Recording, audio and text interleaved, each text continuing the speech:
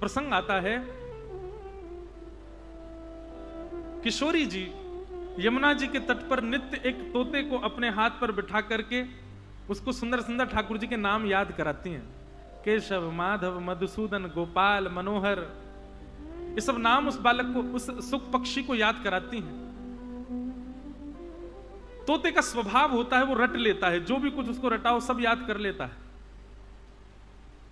पर एक दिन श्याम सुंदर सामने आए तो सब सखियों ने प्रणाम किया, पर उस तोते ने प्रणाम नहीं किया। श्री राधा रानी ने पूछा कि तुमने उनको प्रणाम क्यों नहीं किया? तो वो सुख पक्षी बोला, वो कौन है, मैं उनको प्रणाम क्यों करूं, वो है कौन? तब राधा रानी ने मन में विचार किया कि भाई इसको नाम याद हो गया है, नाम रट लिया है, पर ये नाम ही को नहीं जानता है, नाम बस इसको याद हो गया है। अच्छा एक बात बताऊं, आजकल का जो भक्ति का ट्रेंड चला वो भी थोड़ा थोड़ा ऐसा ही है।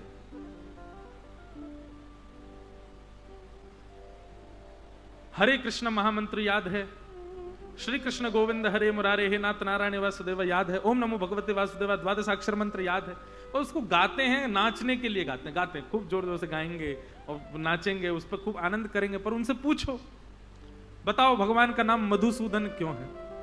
क्यों पड़ा भगवान का नाम मधुसूदन? मधुसूदन भगवान कौन है? चलो मधुसूदन बहुत कठिन हो जाए और सरलता पे आ जाओ, बताओ ठाकुर जी का नाम मदन मोहन क्यों है?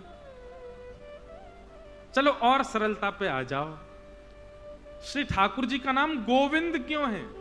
गोविंद का मतलब क्या है? सब चीज छोड़ो, आप इतना ही बता दो भगवान का नाम कृष्ण क्यों है? कोई नहीं जानता, सबने केवल नाम रट लिया है सुख पक्षी की भांति, पर उस नाम के तत्व को तो कोई जानता ही नहीं, उस नाम की महत्वता को तो कोई जानता ही नहीं।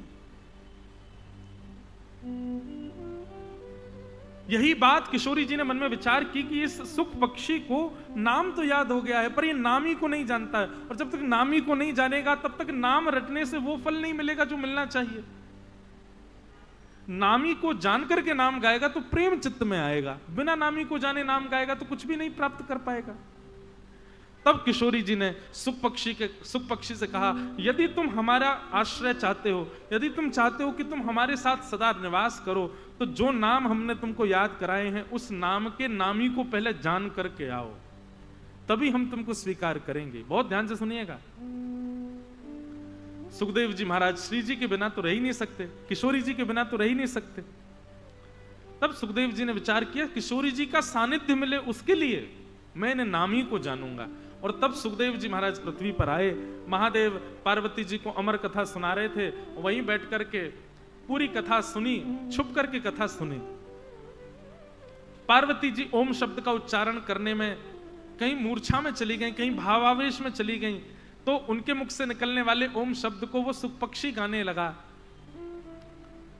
महादेव ने जैसे ही देखा कि ये सुख पक्षी छुप करके कथा सुन रहा है, अपने त्रिशूल उठाकर के पीछे पीछे भागे। वही सुख पक्षी उड़ता उड़ता आकाश में, छोटा सा सुख पक्षी है, हिमालय की कंदराओं में भ्रमण करता करता करता बद्रिकाश्रम पहुंच गया। वहां पर वेदव्यास जी की पत्नी विटिका जल पान कर रही थी, तभी उनके मुख में होकर के उनके गर्भ में प्रविष्ट हो गए। और 12 वर्ष तक सुखदेव जी बाहर नहीं आए।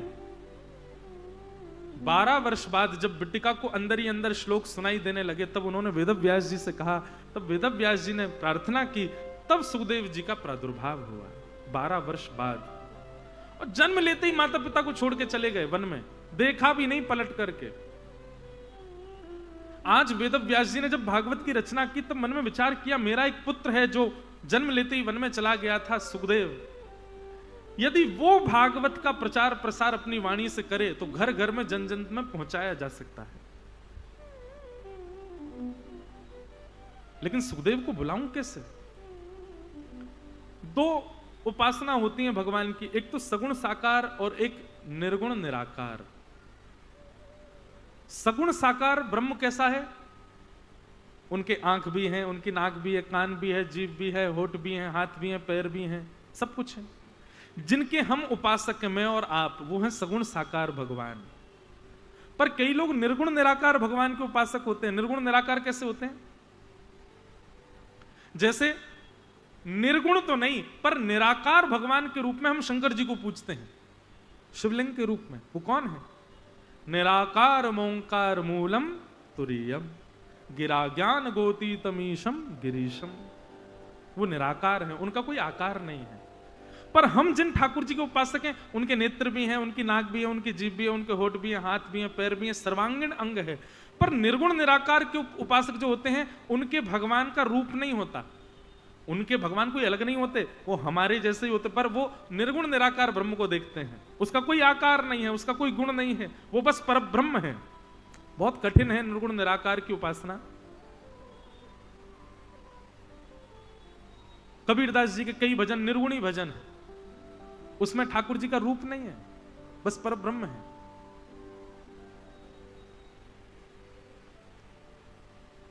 तो निर्गुण निराकार ब्रह्म की उपासना कर रहे थे सुखदेव जी, उसका कोई रूप नहीं, कोई आकार नहीं, हिमालय पर बैठ करके भजन कर रहे थे। तभी तभी वेदव्यास जी ने छोटे छोटे बालकों को भगवान के सुंदर रूप, सगुण साकार रूप का वर्णन करा करके भेज दिया, जाओ हिमालय में जाकर के इस श्लोक को गाने लग जाना। आहा, नन्हे नन्हे बालक जैसे हिमालय में गए, हिमालय में पुष्प आदि तोड़ते तोड़ते गुरु जी के द्वारा बताए गए श्लोकों का गान करने लगे। और तभी उन्होंने वेणु गीत के इस श्लोक का गान किया कि बरहा पीणम नटवरवपु कर्णयो कर्णकारम विभ्रदवासः कनक कपिसम वैजयन्ती चमाला रंध्रान वेणो अधर सुधया पूरय गोप वृंदे वृंदारण्यम स्वपदरमणं विशद गीत कीर्ति। निर्गुण निराकार ब्रह्म की उपासना में बैठे सुखदेव जी महाराज, और जैसे ही उनके कानों में यह श्लोक गया, श्लोक का अर्थ क्या है? बोले कि ठाकुर जी ने मोर पंख का टेढ़ा मुकुट पहना है, कानों में कुंडल पहने हैं, गले में वैजंती माला पहनी है, कटाक्ष नेत्र हैं ठाकुर जी के, बंक मुस्कान है ठाकुर जी की, ऐसी मधुर चाल से ठाकुर जी मटक मटक करके चल रहे हैं, वेणु का नाद कर रहे हैं। उनकी कोमल चरण जब वृंदावन की भूमि पर पड़ रहे हैं तो वृंदावन के रोए खड़े हो रहे हैं। जब ये कानों में स्वर गया, सुखदेव जी महाराज का जो निर्गुण निराकार ब्रह्म की उपासना थी उसमें सगुण साकार आ गए, मोर मुकुटधारी वंशी बजा रहे हैं, त्रिभंग ललित श्याम सुंदर दिखने लगे। तुरंत सुखदेव जी के नेत्र खुले, ये कौन है? नन्हा सा छोटा सा बालक, ऐसे कटाक्ष नेत्र उसके, हंस रहा है तो दतुइयां दिख रही हैं, मोती जैसे दांत, ऐसी नुकीली सी नाक, सांवला सा वर्ण, फिर भी आकर्षक। ये कौन है ये बालक? बंधु एक बात कहें, ठाकुर जी से प्रार्थना करना कि हे नाथ, आप हमको दिखना मत, दिखो तो बस कोई एक अंग ही दिखा देना बस अपना। क्योंकि हमारे पूर्वाचार्यों ने ऐसा वर्णन किया है कि ठाकुर जी की एक कनिष्ठ उंगली भी यदि आपने गौर से देख ली तो उसी पे ही वारी वारी जाओगे, इतनी सुंदर है वो। रूप देख लिया तो फिर क्या ही होगा। हमारे वृंदावन में कहते हैं निधिवन में कोई चला जाए रात में, सुबह तक पागल हो जाता है, गूंगा हो जाता है, बहरा हो ही जाएगा। ठाकुर जी को देखने के बाद इंद्रियां किसी काम की रह नहीं पाएंगी। सुंदरता की वो पराकाष्ठा है कि उस पराकाष्ठा का आपने दर्शन कर लिया तो आपकी इंद्रियां वर्णन करने लायक नहीं रह पाएंगी, ऐसे ठाकुर जी।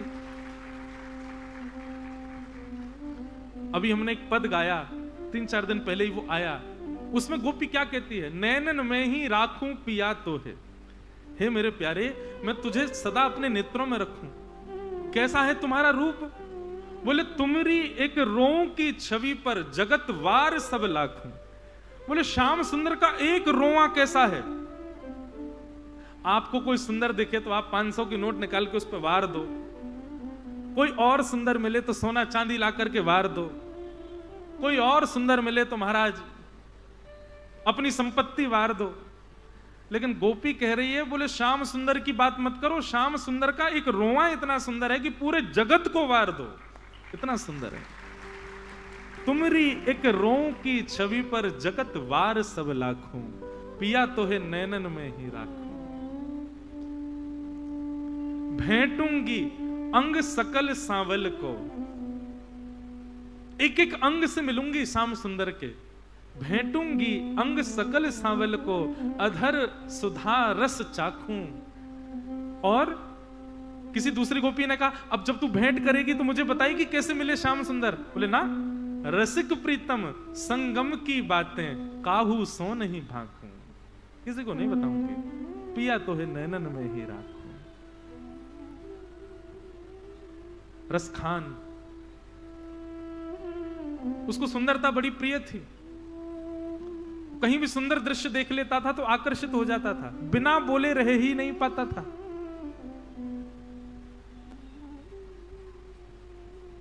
दिल्ली में एक हिंदू परिवार के नन्हे से बालक को देखा, उसके नीली नीली आंखें, कटाक्ष नेत्र हैं, ऐसे घुंघराले केश, गोल गोल गोल मटोल उसके गाल, नन्हा सा बालक, इतना प्यारा कि जब रसखान ने उसको देखा, अपना घोड़ा रोक दिया उतर करके और उस बालक को गोद में लेकर के बोला, खुदा ने तुमसे ज्यादा सुंदर तो संसार में किसी को नहीं बनाया होगा। अब वो राजा का सिपाही था, इसलिए उसका इतना खौफ था कि उससे कोई कुछ कहता नहीं था। रसखान रोज आता और उस बालक को लेकर के चला जाता, रोज उस बालक को ले जाता। परिवार के लोग दुखी हो गए। एक दिन वृंदावन से कोई संत गए, उनको बताया, बोले कि हम तो बड़े परेशान हैं। क्यों? बोले पिछले कुछ दिनों से रसखान रोज आता है, हमारे बालक को ले जाता, हम तो डर के मारे कुछ कह नहीं सकते, सबको मार देगा, पर हमको भय लगता है हमारे बालक के साथ कुछ अनहोनी ना हो जाए। तब संत ने कहा, आज रसखान आए तो मुझसे मिलवाना। और आज रसखान जब आए तो रसखान उस बालक को अपने घोड़े पर जैसे ही बिठाने लगे तो संत ने कहा, एक मिनट रुको, तुम इस बालक को रोज क्यों ले जाते हो? रसखान बोले, ये इतना सुंदर है, मुझे लगता है इससे सुंदर संसार में कौन होगा, इसलिए मैं इसको रोज नित्य लेके जाता हूं। बोले, इससे सुंदर एक बालक दिखाऊं तो? बोले, हो ही नहीं सकता, इससे सुंदर संसार में कोई नहीं हो सकता। तभी वो वृंदावन के वैष्णव थे, उन्होंने लड्डू गोपाल का एक सुंदर सा चित्र उनके पास था, वो चित्र निकाल करके रसखान को दिखाया। देखो, रसखान ने जैसे ही देखा, घुंघराले केशों की बेनी बांधी हुई है, आहा, गदमदरा से ठाकुर जी के गाल हैं, दो दतुइयां दिख रही हैं, थोड़ा सा मक्खन लगा है मुख के ऊपर, हाथ में कुछ मक्खन का भाव लेकर के ठाकुर जी अपने दो पैर से और एक हाथ से चल रहे हैं, मधुर मुस्कान, सांवला सा वर्ण, कटाक्ष नेत्र कमल जैसे ठाकुर जी के। अब प्राचीन काल में फोटोग्राफ तो होते नहीं थे, बनाया करते थे लोग। तो जब वो आकृति देखी रसखान ने, रसखान बोले, ये बालक कहां है? वास्तव में ये बालक है कोई? बोले, हाँ ये बालक है, वृंदावन में रहता है, इसके पिता नंद बाबा हैं, इसकी मैया यशोदा जी हैं, इसके बड़े भैया बलराम जी हैं, और ये वृंदावन में रहता है। एक चित्र और दिखाऊं? बोले दिखाओ। दूसरा चित्र दिखाया, त्रिभंग लली, दोनों पैर ऐसे, हाथ ऐसे वेणु मुख में लिए, ठाकुर जी मधुर वंशी बजा रहे हैं, मोर मुकुट पहना है। जब उस छवि को देखा रसखान ने, बोले, वास्तव में ये बालक वृंदावन में रहता है? बोले, हाँ, एक पग भी बाहर नहीं जाता वहां से। रसखान के चित्त में तो बालक की भावना थी कि कोई बालक इतना सुंदर वृंदावन में है, और बस व्याकुल हो गया, रात भर नींद नहीं आई, दूसरे दिन तो भाग गया वृंदावन। गया तो था एक बालक को देखने के लिए, गली मोहल्ले चौबारे छत घर जहां जहां उसने ढूंढना चाहा ढूंढता रहा। अब देखो, ललक तो वही थी, जिज्ञासा तो वही थी, पीड़ा तो वही थी, तड़फन तो वही थी, पर उसके बदले मिल उसको श्याम सुंदर ही रहे थे। देखना तो वो एक बालक को चाहता है, पर वो बालक तो श्याम सुंदर ही है। तभी वृंदावन में प्रकट हो गए कवियों के कवि महाकवि रसखान। जहां उन्होंने ठाकुर जी को देखा, एक क्षण ठाकुर जी का दर्शन करने के बाद बावले हो गए। किसी संत से जाकर के पूछने लगे, वो मोहिनी मूरत, वो सांवली सूरत, घुंघराले केश, वेणु का नाद करने वाले त्रिभंग लली मुझे एक क्षण दिखे, वो दोबारा कैसे दिखेंगे, मुझे बताइए ना। बोले सत्संग सुना करो। तो रसखान सत्संग में जाके बैठने लगे, कथा सुनने लगे, तो इस कथा से मुझे वो मिलेंगे। कथा में व्यास जी जो बताते रसखान सब करते। व्यास जी ने कह दिया गले में कंठी माला पहना करो। रसखान किसी, कंठी माला क्या होती है? बोले तुलसी की माला गले में पहननी चाहिए, उससे हम वैष्णव होते हैं, ठाकुर जी के हो जाते हैं, ठाकुर जी स्वीकार करते हैं। रसखान गए, दुकान से सारी कंठी माला ले आए, सिर पर बांध ली, कानों में लटका ली, गले में डाल ली, हाथ पे पहन ली, बाजूबंद बना लिए, कमर में पहन ली, पैरों में लटका ली, अपना एक अंग नहीं छोड़ा, सब जगह कंठी माला पहन करके घूमने लगे। किसी ने पूछा एक कंठी माला कल्याण कर देती है रसखान, ये सर्वांगन अंग पे कंठी माला पहन के क्यों घूम रहा है? बोले मैं इतना तड़प रहा हूं उनसे मिलने के लिए, आपने कहा एक कंठी माला पहनने से जीवन में कभी ठाकुर जी मिलेंगे, पर मुझे जीवन का भरोसा नहीं, मुझे तो अभी मिलना है, इसलिए मैंने इतनी सारी पहन ली ताकि आज रात को ही वो मुझे मिल जाए, मुझे उनसे मिलना है। ऐसे रसखान हो गए। आहा, तभी रसखान कहते हैं मैंने श्याम सुंदर को देख लिया। बोले कहां देखा? बोले देखो दुर्यो में कुंज कुटीन में, परो पलोटत राधिका पायन। एक दिन रसखान बैठ करके बता रहे, बोले मैंने देखा। कहां मिले? बोले कहां मिले? बोले मैं सब जगह खोज करके, सब जगह ढूंढ करके, जैसे ही मैं उस कुंज में गया, सेवा कुंज की, तभी मैंने क्या देखा कि एक रत्न सिंहासन पर तप्त कांचन गौरांगी एक सुंदर सी हमारी किशोरी जी बैठी हैं, और उन किशोरी जी के चरणों में पलोट रहे हैं श्याम सुंदर। मैंने वहां श्याम सुंदर को देखा, मैंने वहां श्री कृष्ण को देखा। बहुत सुंदर हैं श्याम सुंदर।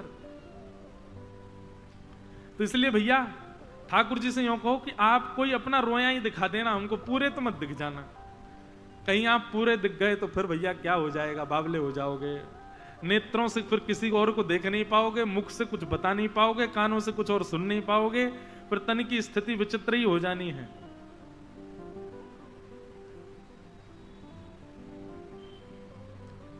तो उन बालकों के द्वारा गाए गए श्लोकों को जैसे सुखदेव जी ने सुना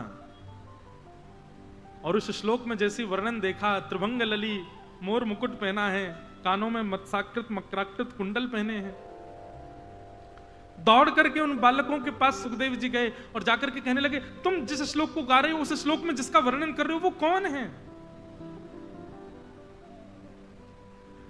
बालक कहने लगे हमको तो नहीं पता वो कौन है, यदि आप उनको जानना चाहते हो तो आप हमारे गुरुदेव के पास चलो। सुखदेव जी महाराज उन बालकों के साथ गुरुदेव के पास आए और तभी देखा कि गुरुदेव कोई और नहीं, उनके पिता ही हैं वेदव्यास।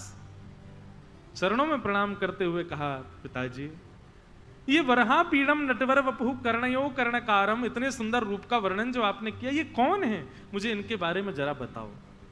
और इसी भाव से श्रीमद् भागवत का संपूर्ण अध्ययन वेदव्यास जी महाराज ने सुखदेव जी को कराया।